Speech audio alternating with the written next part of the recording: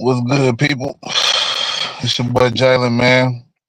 And we back with another episode of Gilly Speaks, man. We'll talk about the current events going on around the world as we speak.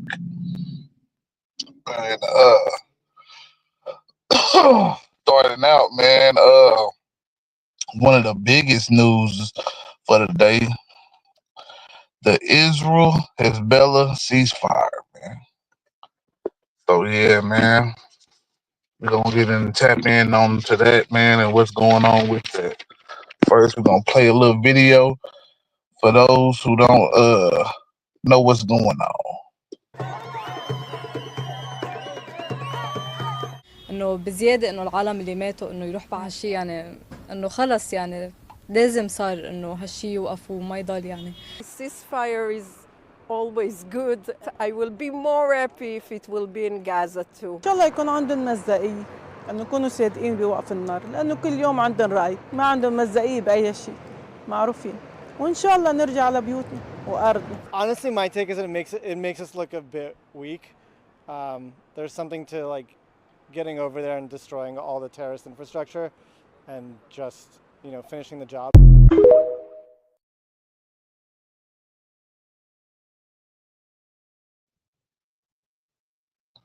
As you can see, man, there's a lot of happy people out there, man. There's also some people who are quite critical of the ceasefire, man. Myself, anytime we can stop war from happening, man, we can stop a war from escalating even further. I'm all for it. You know what I'm saying? Nobody's ever going to be completely happy when it comes to conflict, especially decades long conflict, because Lebanon has been pulled into this war probably some decades ago at this point. You know what I'm saying?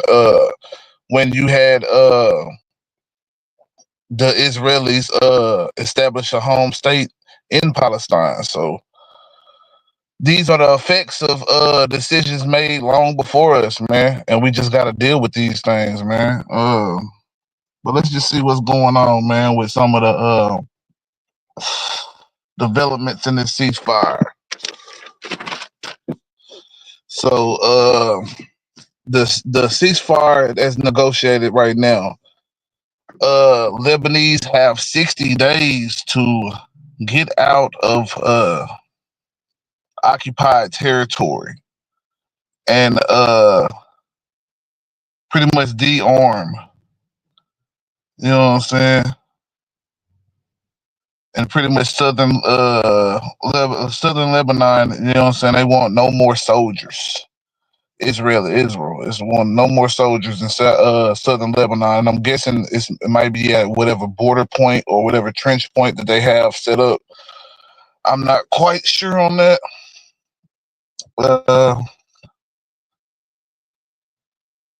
This is pretty much it. The fact that they already have Lebanese moving and returning to their you know what I'm saying, lands, they homes and whatnot.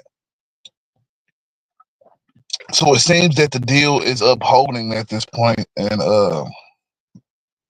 pretty good, man. This has nothing to do with Gaza, of course, which is a whole nother conflict in itself. But it does bring some helpful you know what I'm saying, some helpful insight to what might be needed in the fight, you know what I'm saying, to stop the Gaza war, you know what I'm saying. But let's see, Trump's national security pick, you know what I'm saying, Mike Waltz, believes that everybody's coming to the table because Trump won. Now, our current national security advisor believes different. This is what he says, and I quote, "I would just point out that you're doing a really good job or a really good thing when other people take credit for it." He also states, Israel achieved its military objectives and the Lebanese in Lebanon and the stockholders in Lebanon didn't want any more war. So from what the and he also complimented Joe Biden on his diplomatic, you know what I'm saying, achievements in bringing the two sides to the table. You know what I'm saying? But you have some Republicans believing that this is all the Trump effect, man. And some people believe the Trump effect is very real. You know what I'm saying?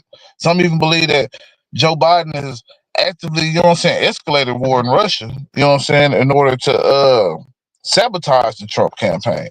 So for this right here, this is I say a small win, but a win nonetheless. So okay. So Mike Swartz and Jack Sullivan wasn't the only ones that had something to say. Good old Lindsey Graham, man. You know he always has something to bring to the table. Mostly words, but he always has something to say. Lindsey Graham says Saudi Arabia and United Emirates should lead efforts to rebuild Gaza.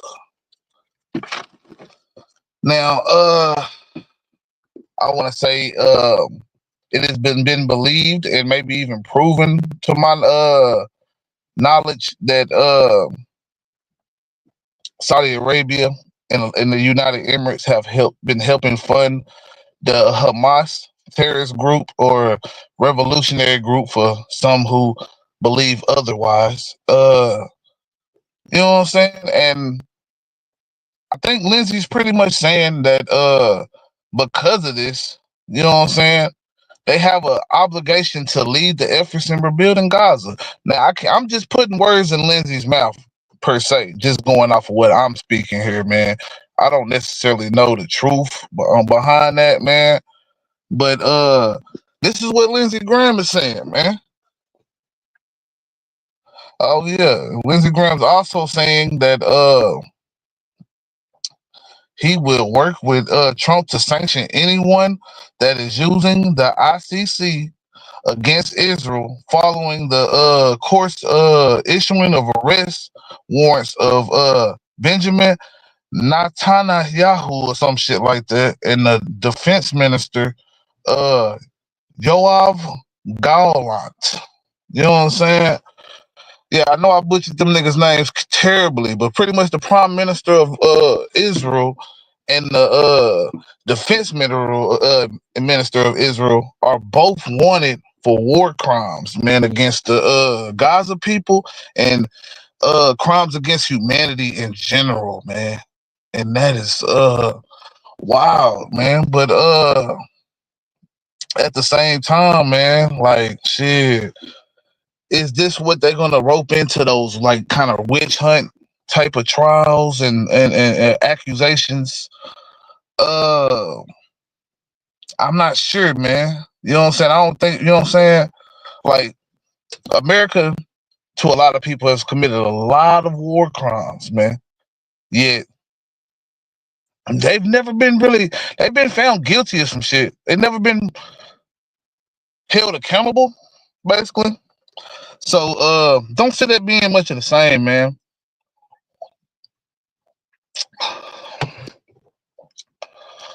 Yeah, man.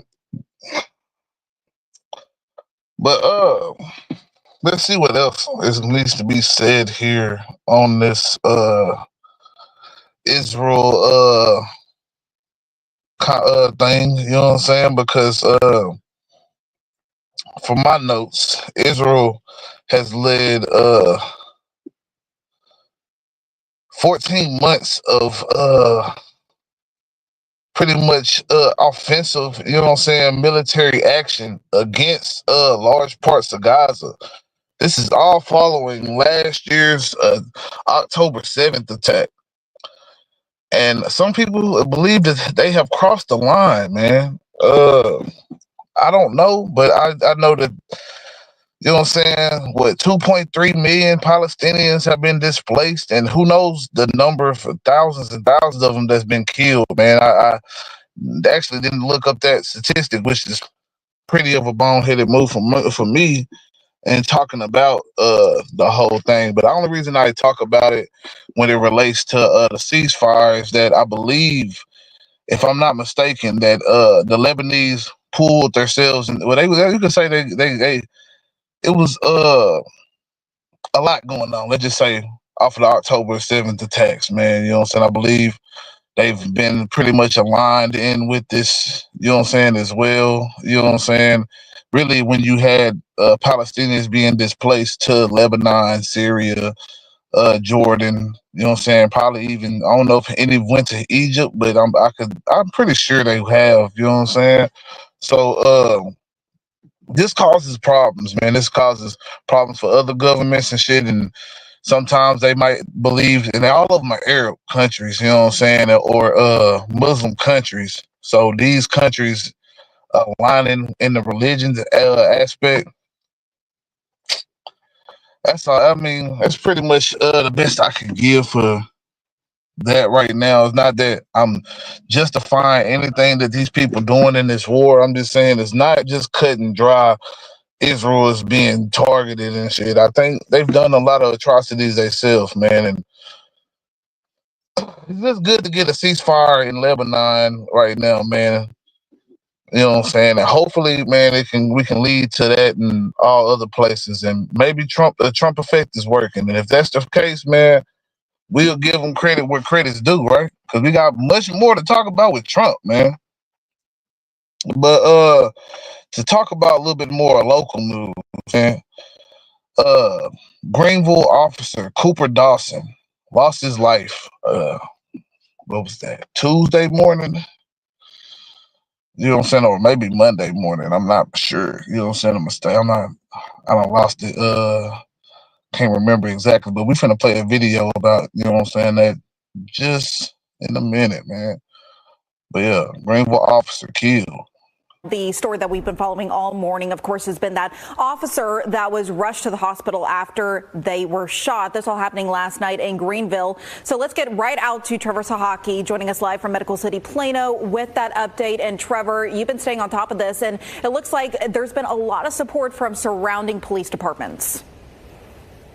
Man, salute yeah, that's right, Amelia. There's been a lot of support, but we did just find out seconds ago that the officer has now died. We just found out from officers at the scene that are now coming out of the hospital behind us here. You can see the procession is cleared out, but they just informed us that the officer has died, has succumbed to his injuries. As you can see, there was a large procession that just happened just a few minutes ago. They man, I don't know nothing about that yet. I've been kind of it looked like an ambulance, looking into this and the ceasefire motorcycle shit. unit was leading that procession. Some of the Palestinian politics shit. We talking about a little bit of that today. Procession from the medical right now I'm on a segment and they left. Situation happened in my hometown. You know what I'm saying? Cop killed. Like I said, the most trying to pursue somebody. You know what I'm saying? On foot. That we just got from officers here was that the officer who was involved in this shooting has now died. So now we're still working to learn more about what happened here, the status of the suspect in this case, who was taken to a different hospital. When we get all that information, we'll be sure to bring it to you both on air and on CBSTexas.com.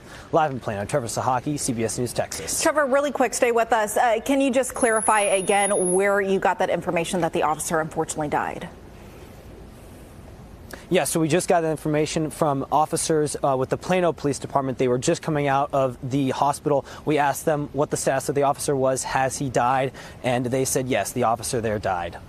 Oh, my goodness. Well, that is just heartbreaking news. As you can imagine, this is affecting that officer's family right before Thanksgiving. And I believe that from my calculations, this is around the third officer in our North Texas community that has been killed in incidents like this year. So thank you so much, Trevor, for staying up to date on that and keeping us updated on that news. Again, we are just learning in this last hour, these last couple minutes, that officer over in Greenville has died from a shooting earlier last night. You can always find the latest information online. So basically, to my understanding, what I done got so far of it is that, man, so he was pursuing somebody on foot, you know what I'm saying? And at some point, the guy turned around and fired shots. I believe it's a male, you know what I'm saying, fired shots. And they pretty much traded gunfire, man, with the officer, you know what I'm saying, Both of them went to the local hospital, the Greenville Presbyterian, well, where I was born and shit. And I don't think it's even called that shit no more, but whatever the hospital is in Greenville now. And then the officer was later on shipped off to Plano. You know what I'm saying? Where he succumbed to injuries. I want to say in the leg and the torso, lower torso, where he got shot at. I don't know where the dude got shot at or anything about the dude just yet. So really just waiting on that information. You know what I'm saying? Most of my family ain't even in Greenville no more. So you know what I'm saying? I haven't really talked to nobody on the Pacific level on that. But as far as the news coverage, that's pretty much what I done got out of the news so far.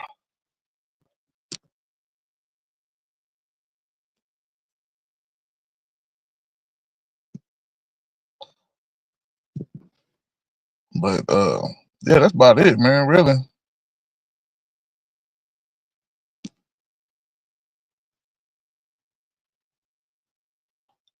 Yeah.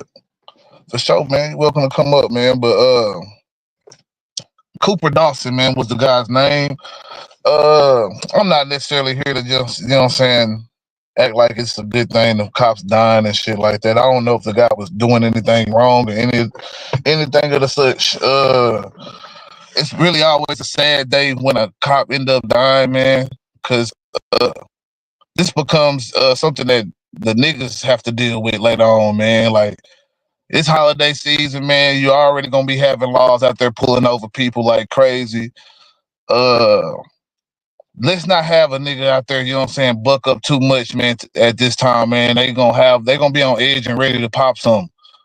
So that's how I kind of look at it. Like, not that I'm not trying to take nothing from the cops' death in any way, shape, or form, or try to, you know what I'm saying, shit like that. But definitely saying niggas need to watch out, man.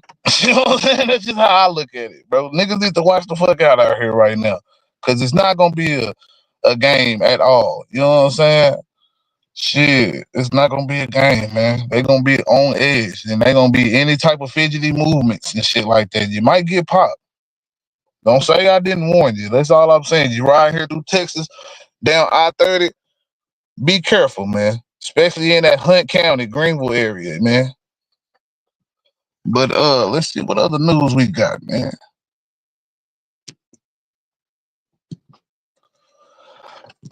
I want to wait before I get on this tariff shit, man. Here go the bad side of the police right here, man. All right, Ted, more news here at 5 o'clock. A heated argument in court over whether a Las Vegas Metro Police sergeant charged in 2 criminal cases should go back to jail. 8 News Now investigator Vanessa Murphy has been closely following the case against Kevin Menon, and she has the latest from the Regional Justice Center. Prosecutors say even after police arrested Kevin Menon and searched his home, he kept child pornography on his devices. He's not throwing it in the trash.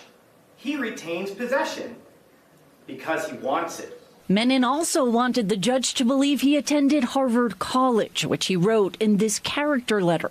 Turns out he didn't. But defense attorney Dominic Gentile insists he had a promise he'd be admitted. The problem is that the only witness that I have who made the guarantee is dead. In court here Wednesday, Gentile fights for Menon to remain out of jail while prosecutors argue for him to go back to jail. In his first case, Menon's accused of abusing his power as a sergeant on the Las Vegas Strip and creating fake reasons to arrest people. He was targeting people of color.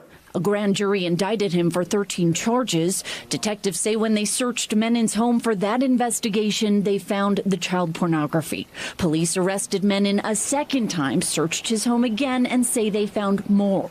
A grand jury indicted Menon for 2 more charges Tuesday. My full name is Kevin Hendrick Menon, Your Honor. Menon pleading not guilty in his first case, while Judge Ron Israel increases his bail to $150,000. Menon's wife in tears and walking out of court with him hand in hand. The judge giving Menon 24 hours, as Gentile says they work with a bail bond company so he can be released from jail for a 3rd time. I believe in the man. I believe that the guy's a good law enforcement officer. He lied in his character letter.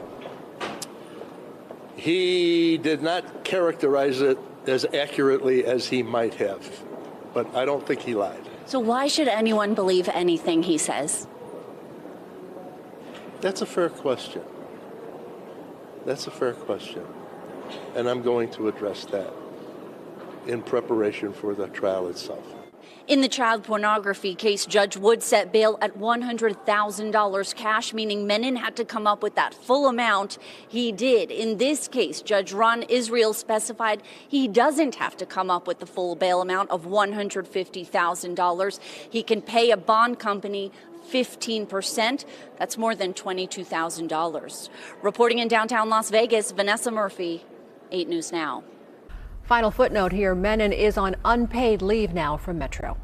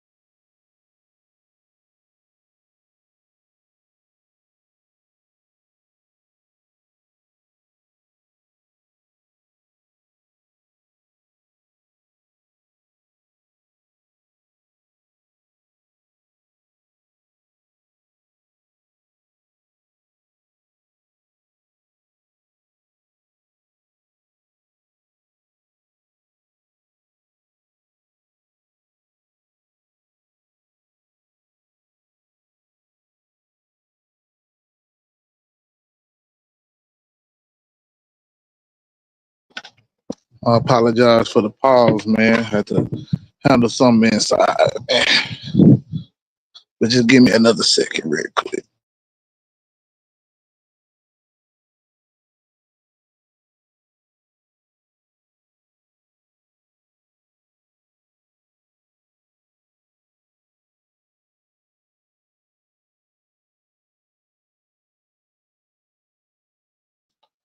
Yeah, so my thoughts on Christopher Menon, man. I don't really know too much about the case in particular, but yeah, man, the guy's a straight asshole, man. It's wild for somebody a cop to have that type of shit, man. You supposed to be protecting us from that type of shit, man. Yeah, you the one possessing child pornography and shit like that. That's a sad situation, man. But let's see what we got here, man. We're gonna get into these tariffs, man. These problems with these tariffs, man. Cause Trump, you know what I'm saying? He on a crusade right now, man. So Trump's tariff plans could affect everything from cars to clothes to yeah, all that. What is it? Oil. My bad. I missed the word oil. But Canada and Mexico are being the main targets with China, of course. With tariffs against Canada and Mexico being held until drug problem and immigration problems are fixed. Now, this is a slap in the face, you know what I'm saying? According to Doug Fort, you know what I'm saying? I don't know what he's called, the Ontario Premier. But I'm gonna let him tell you how he feel, my nigga. To compare us to Mexico is the most insulting thing I've ever heard from our friends and closest allies, the United States of America. We received the biggest threat we've ever received from our closest friends and ally, from President-elect Trump, that they're threatening to put a 25% tariff on all goods coming across the border into the U.S. and Mexico. What I found unfair about the comments is to compare us to Mexico. And I can tell you, Canada is no Mexico. We do approximately, just Ontario alone, $500 billion of two-way trade. I found his comments unfair. I found them insulting. It's like a family member stabbing you right in the heart. Man, you hear my boy, man? He said like a family member start stabbing you in the heart. You know what I'm saying? Now Trump intends to impose about a 25% tariff on Mexico and Canada. And the fact that, you know what I'm saying, I guess he had the nerve to even impose such a thing on Canada, man. Doug not feeling that shit, bro. Like, don't put him with over there with the beaners, pretty much how he's pretty much saying it, man. No disrespect to the essays, man. I love y'all over here, man. Y'all fucks with me. But real talk, man. That nigga feel a certain type of way, man. Canada pretty much overtly said, nigga, we ain't on the same level as Mexico. That's wild. That's wild. You see the racist dog whistle politics, man. This shit is like nothing I've never seen before, man. As far as American diplomacy, uh, trade wars don't just limit to fucking Canada and Mexico. China has been facing the brunt of tariffs since Trump was in office, man. He imposed his tariffs, what, section 301 to be exact. Man, this shit is wild, man. Okay, because these are just facts I'm going to state right now. U.S. relies on China's goods as well as investments. Goods like furniture, you know what I'm saying, sporting equipment, clothing, toys, gaming, beddings, and linens. Okay. All of these are usually uh pretty cheap and are able to you know what I'm saying, be a good cut in the expenses of the everyday, you know what I'm saying, expenditure of the people. You know what I'm saying? So let's just say that, you know what I'm saying? But they're also one of our biggest holders of buying into our debt. So we gotta also, you know what I'm saying, put that out there as well. US owes and is paying interest on $850 billion in debt to China. China, on the other hand, is paying us, owes us, and is paying us in interest over $1 trillion in debt.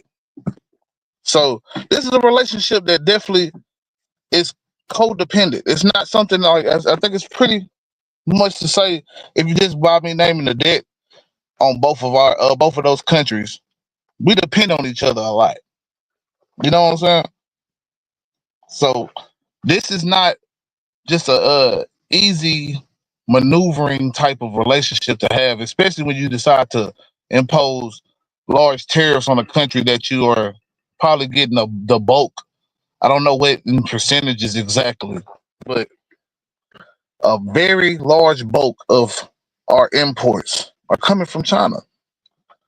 So I've said this before to a couple people. China has been deepening its allyship with other countries, and it's begun, you know what I'm saying, to import more from other said countries like Brazil with soybeans and whatchamacallit, soybeans and something else. I forgot already, man. I didn't write that down. But anyway, these things were like, once they were coming to us for that, and they still coming to us for some of the product. You know what I'm saying? Let's not say that it's all been erased or nothing, but at the same time, they're starting to look elsewhere for to invest their money and also to do trade with, and especially with 60% tariffs on China. I'm just saying, it's finna get crazy.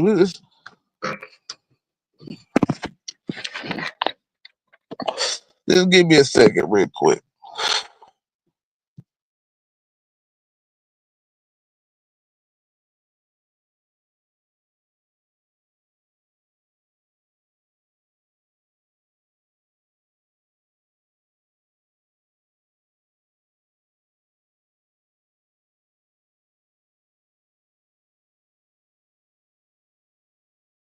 The other thing that Trump says is that he's going to further slash the corporate tax rate of companies that are manufacturing goods and services here in the United States. But his argument is, well, the lost revenue for the federal government will be made up through the tariffs. But essentially, that's a redistribution of wealth from the bottom to the top, because remember, that tax on the goods that American consumers are gonna buy is gonna crush them. It's more burdensome for them as opposed to wealthy Americans. And when we're talking about the tax cuts, the wealthy get to take advantage of the tax cuts, through the corporate tax cuts. And in order to make up that revenue, we're just going to further tax American consumers through these tariffs. That would be kind of disastrous for working class Americans.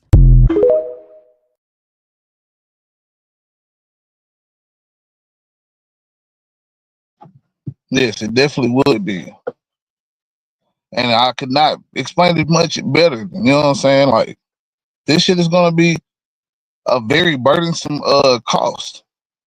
And with other things, like, because they're gonna make up the revenue somehow, some way.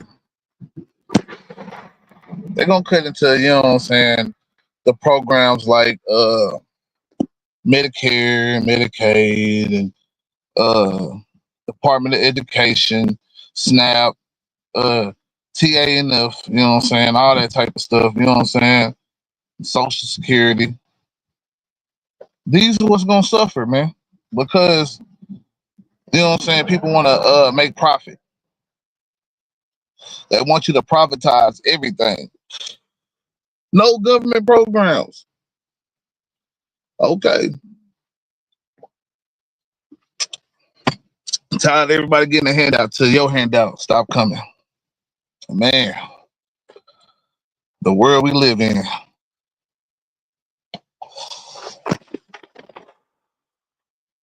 But this shit gonna get better though. Once the people wake up, man. I guess I'm speaking the woke ideology, man. Yeah. Cause somebody gotta speak it, man. Somebody gotta wake these people up, man. But in the other China news, man, we've managed to execute a prisoner swap with China, where we brought back prisoners Mark Schwinden, Kylie, and John Lang, or something like that, who are all imprisoned in China over the past like 4 to 5 years. I think the longest was 2012, one was 2016, one was 2001. In prison in China for various things, drugs, espionage, spying. But they managed to, and they didn't disclose the names yet. At least not when I was looking at the story of the Chinese that they let go. I don't know exactly who these people are, but man, America got some people back, man. So I guess that's a win, right? Let's see, man.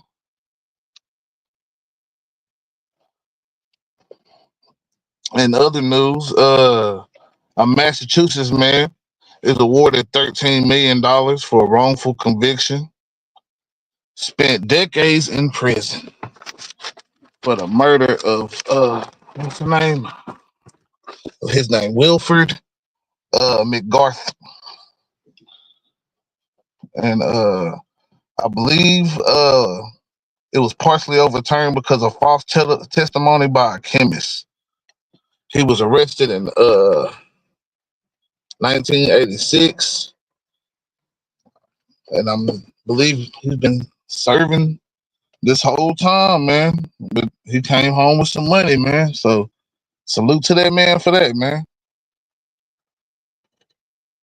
We got our Texas Attorney General, man. He suing a homeless shelter, man, because of he views the operation as operating as a common nuisance in violation of Texas law. Uh, Paxton claims the center is a magnet of drug and crime. So yeah, man, he's suing this homeless shelter, man. Let me see. I wrote something about the okay. Residents and people, it's by elementary, you know what I'm saying? And I think a park. So the residents are reporting people, you know what I'm saying, like public urinating and stuff, like pretty much drugged out people all out in the street doing crazy shit in so many words, man. And they think it's a nuisance, man. I think maybe government might be on to something. If the people find a problem with it, we gotta figure out something, man. Uh it houses what over 10,000 people, and it's been a major resource for taking care of certain people's needs and stuff like that. So we also got to look at it on that aspect, man. But maybe we need to find a relocation spot for that, because by elementary school is crazy. That's all I'm gonna say. By elementary school is very, very crazy, man. That's nasty work, bro. That's nasty work, man. For real. Super nasty, man. But Trump, man, Trump been going through it, dog. People been trying to kill him. And now it seems like they trying to threaten to kill his cabinet, man. Let's go to the video. Breaking news, the Trump Vance transition team saying that some members or potential members of the incoming administration are facing serious threats. The team issuing this statement, quote, last night and this morning, several of President Trump's cabinet nominees and administration appointees were targeted in violent, un-American threats to their lives and those who live with them. These attacks range from bomb threats to swatting. In response, law enforcement and other authorities acted quickly to ensure the safety of those who were targeted. President Trump and the entire transition team are grateful for their swift action. We'll bring you any information on this as we...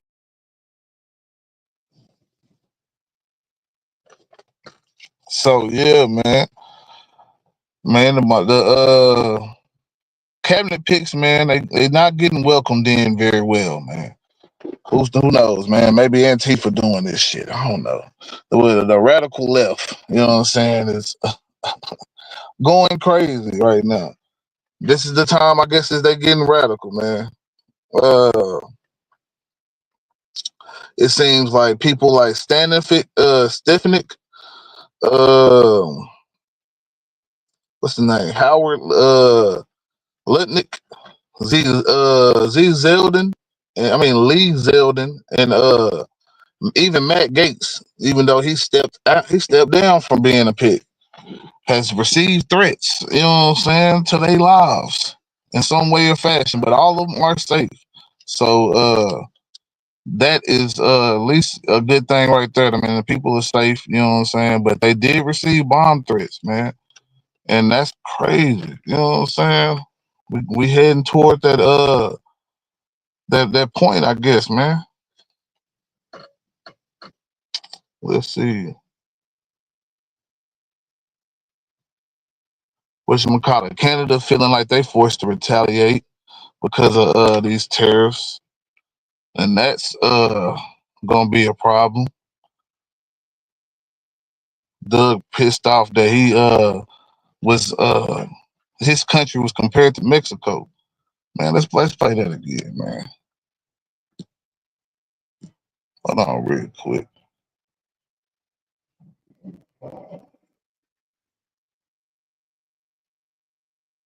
To compare us to Mexico is the most insulting thing I've ever heard from our friends and closest allies, the United States of America. We received the biggest threat we've ever received from our closest friends and ally from President-elect Trump that they're threatening to put a 25% tariff on all goods coming across the border into the U.S. and Mexico. What I found unfair about the comments is to compare us to Mexico. And I can tell you, Canada is no Mexico. We do approximately, just Ontario alone, $500 billion of two-way trade. I found his comments unfair. I found them insulting. It's like a family member stabbing you right in the heart. Yeah. So that man is not happy, man, with these 25% tariffs, man. And I just kind of find the question of, you know what I'm saying, how do we feel about Trump's transition back into the White House? Because they've done polls, and many of Americans seem happy with his transition, man, into power. He's actually even signed ethics thing, whatever they were trying to get him to sign the first time he didn't sign. He signed it now. You know what I'm saying? So are we wrong? Was we wrong about Trump, man? Is Trump gonna miraculously become the president that the right has been saying he was gonna be for all these times, and is gonna bring the country back together and save American jobs? Man, we're gonna find out, man. But in other news, because you know it's always other news, man. Representative Crockett, man, had a little something to say, man, and this is a little older, you know what I'm saying? But I want to bring it back up because, man, this DEI conversation has come about a lot. And I got a little something I want to say about DEI, but we're gonna let Miss Crockett speak on what felt like she needed to say, and then I'm gonna tap back in after her, man. Okay, Ms. Crockett. So many of you know that I practice law, but some of you don't realize that I actually was a business major out of Rhodes College in Memphis, Tennessee. And the emphasis that I got in my business degree was on finance. And as I traveled the country campaigning this election cycle, one of the things that I talked about was this idea that in finance, we always promote this idea of diversity. If you know anything about a portfolio, the one thing that you want to do is make sure that it's as diverse as possible, because at times certain stocks will perform better than others, and they will exemplify various strengths and weaknesses. And together, a diverse portfolio is usually what any good finance person would promote. They wouldn't promote that you solely invest in vanilla wafers, believing that that is going to be the strongest portfolio, but instead they may want to add some chocolate cake and some Twinkies into the mix to make sure that we have the best portfolio, because there will be different preferences by different people. And again, there will be different strengths. But as I sit here and I think about what we say and what I'm hearing as it relates to diversity when it comes to anything outside of making money, and to be clear, we are losing GDP every time we try to push back on this idea of diversity, because all of us bring something different to the table. But you consistently said over and over the word oppression, and every time that you said it, it was almost as if I was hearing nails on a chalkboard, because it seems like you don't understand the definition of oppression. And I'd ask you to just refer to Google to help you out. Oppression is the prolonged, cruel, or unjust treatment or control. That is the definition of oppression. And so as I sit here as a Black woman who practiced civil rights, let me tell you, the reason that my colleagues wanted to make sure you understood the same Black history that your side of the aisle wants to delete out of classrooms is because you can then misuse words like oppression. There has been no oppression for the white man in this country. You tell me which white men were dragged out of their homes. You tell me which one of them got dragged all the way across an ocean and told that you are going to go and work. We are going to steal your wives. We are going to rape your wives. That didn't happen. That is oppression. We didn't ask to be here. We're not the same migrants that y'all constantly come up against. We didn't run away from home. We were stolen. So yeah, we are going to sit here and be offended when you want to sit here and act like, and don't let it escape you that it is white men on this side of the aisle telling us, people of color on this side of the aisle, that y'all are the ones being oppressed, that y'all are the ones that are being harmed. That's not the definition of oppression. You tell me the prolonged, cruel, or unjust treatment that you've had, and we can have a conversation. You could start with Exodus. The final thing that I will say on this particular issue, two things. There is an article from The Guardian, and it is a little old. It's from 2021, so I apologize. But it said that back then, just 3 years ago, white men represent 30% of the population, but 62% of office holders. These are the issues that we are constantly looking at and recognizing and trying to say, is this just? I can't even tell you how many white men have served in this chamber, but I can tell you that I am only the 55th black woman to be elected to Congress. And so when you want to talk about history and pretend as if it was so long ago, it wasn't. Because again, I am just number 55. Finally, when we start to talk about what do these numbers do as we're trying to say that diversity, equity, and inclusion is the problem, the reality is that when it comes to financial performance, companies with more diverse workforces are more likely to outperform their competitors. Companies in the top quartile for racial diversity are 35% more likely to outperform their peers on profitability. Companies with diverse executive teams are 25% more likely to generate greater profits. Diverse companies earn 2.5 times higher cash flow per employee. Diversity works. And until you can show me data that says otherwise, I think that we need to go back to being a country that listens to experts and gets out of our feelings and recognizes, again, that racism is real in this country. And until we stop pretending that it's not, we will not solve the problems that we are consistently facing. And that will bring real unity that we seek when we're looking for a more perfect union. Yeah, I couldn't say it no better myself, man. But yeah, she did get kind of hicked up, you know what I'm saying, with explaining certain things, because oppression, you know what I'm saying, as it comes to my people, man, and the black people of America, has definitely been a thing. It's been a thing for a long time, man. You know what I'm saying? And it don't, you know what I'm saying, stop at slavery, Jim Crow, even. You know what I'm saying? Because just like they attacked DEI, they attacked affirmative action. They attacked anything that, you know what I'm saying, would give black people and other minorities a leg up in society. Now, does everything work to a T? I'm sure it don't. You know what I'm saying? Let's be honest, man.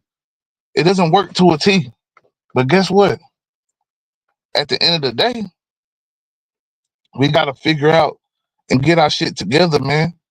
If we don't, we'll end up just, you know what I'm saying, falling for anything. Like even this.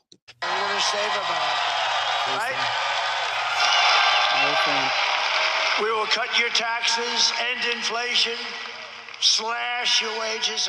We're gonna do things that you've never seen before. We are gonna. He just told you. Prices right down to the bottom. You know what's gonna do it? Energy. You know, energy brought it up, and it's gonna bring it down. We have so much energy. Slash your wages. So much energy.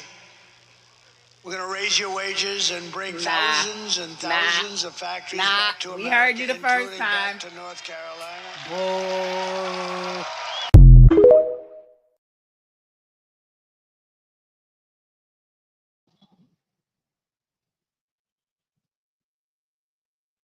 Man, now some people just ignore the fact that he said he's gonna cut your wages and feel like it was a mistake. No, the mistake was telling y'all that, you know what I'm saying, you're gonna get your jobs back. You're gonna get wages that are gonna be higher. You know what I'm saying? They haven't raised the minimum wage in who knows how long. And the market at some point has to push wages up to not look like we just, you know what I'm saying, early 1900s or late 1900s for the matter of fact, you know what I'm saying? Capitalism where shit motherfuckers was getting paid pennies on the fucking dollar. So yeah, man. Cause if you really look at it, you just our wages for inflation. I bet you, you know what I'm saying, we still getting paid dollars on the motherfucking 100. You know what I'm saying? That ain't shit. You know, they ain't doing shit for us, man. Yet we believe that a billionaire can actually, you know what I'm saying, be the voice of reason, be the uniting factor for Americans. We get lost in a lot of bullshit, man.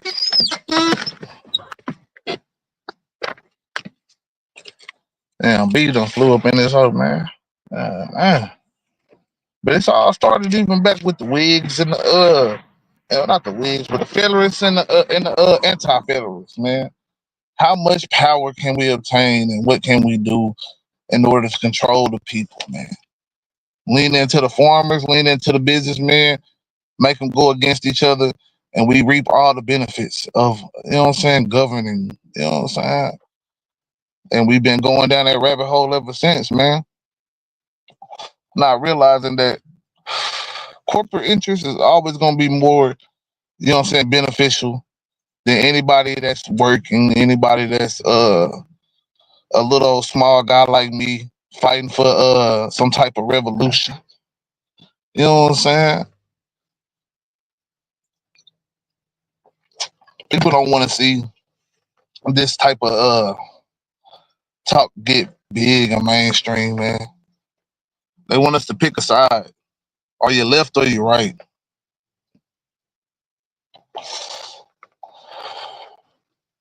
Man, I'm just me. I'm trying to figure it out, man. That's it. But I've already talked about how these tariffs will affect American people, man. But I don't think any of that really will convince anybody, man. So I'm gonna leave you with this, man. As we go into this next presidency, man, come back to some of these videos and see exactly what I'm talking about, man.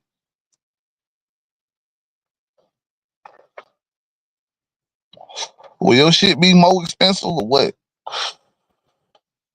Is you gonna blame Joe Biden then?